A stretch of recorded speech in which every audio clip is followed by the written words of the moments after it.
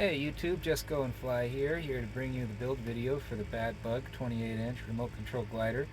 It's 3D printed out of carbon fiber polypropylene and PETG, although if you want to, you can use lightweight PLA or any other material that you can think of that you think it'll work. That's the beauty in 3D printing. You can make things out of whatever you want to.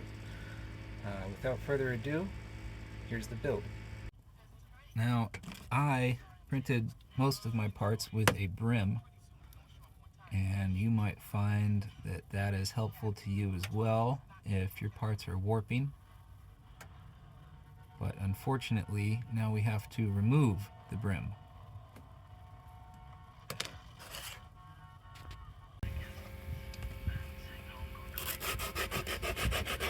And the point is just to knock these edges down. That way, when you glue these pieces together, everything fits flush, or it's easier to tell what's flush.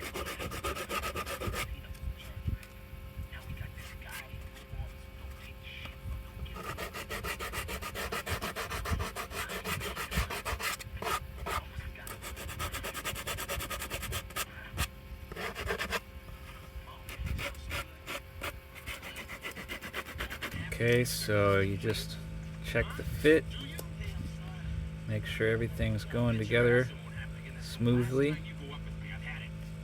and you can see on the corner of this piece we've got just a little bit of filament sticking out, so we're going to knock that down because that little bit will really mess everything up.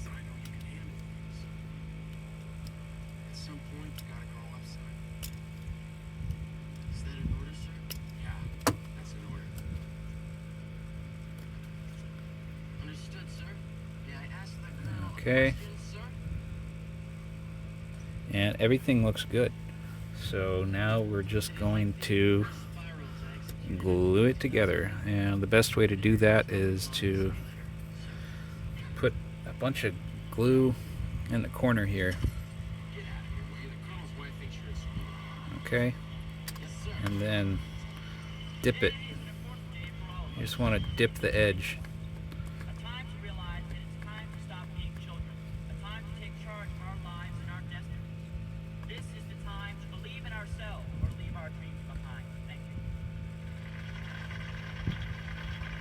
Okay, and yeah, we just stick it together like that, and that should be pretty good. You can get down there and look at it if you want. You know, get down to the level of the table and take a look and make sure everything's aligned. But it's looking good to me. And then we go and we repeat this process of dipping it. Dip it in there and drop it back down.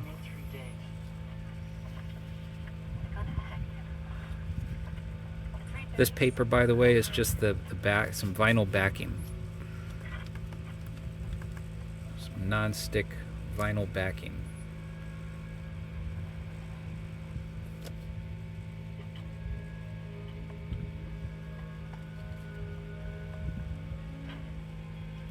Okay, you just want to press them together. You don't want to press on top of them because that will deform slightly, and then your glue joint will be all wrong.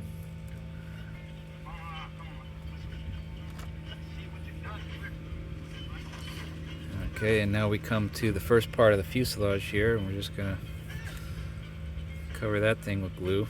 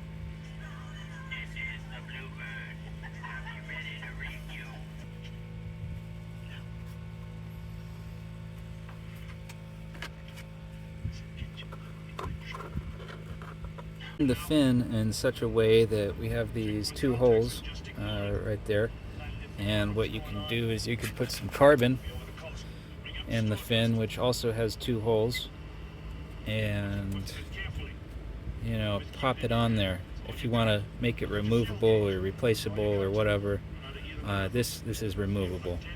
I'm just going to glue mine because it doesn't really matter too much to me. And what I recommend doing is dripping a little bit of glue in there. And you put the hinge in.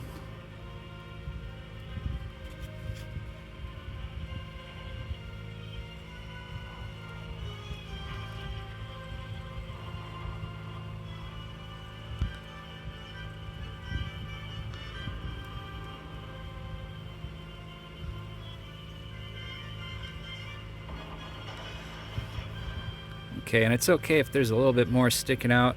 You can always trim it later. Drop there, there.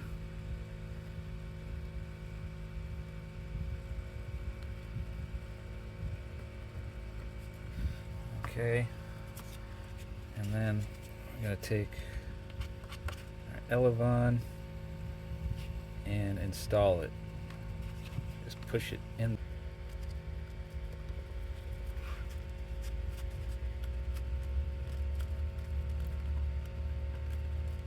Back with a sanding stick or something and just get the edges. Just knock down the edges. And because I'm using black, now that I've knocked down the edges, I'm just gonna go over it with some black Sharpie. This is like the basic placement of the servos that I've come up with. That could change depending on the gear that you use and the way that these rods kind of interact through the canopy and around this surface right here. I'll be making some revisions to the file to make this a little bit easier. I tend to just make like a nest of wires and sometimes hot glue. It just doesn't matter that much to me. But eventually I'll be making like an electronics tray for this. All the gear is in, and I'm just going to pop the canopy on there. Front goes first, then the back.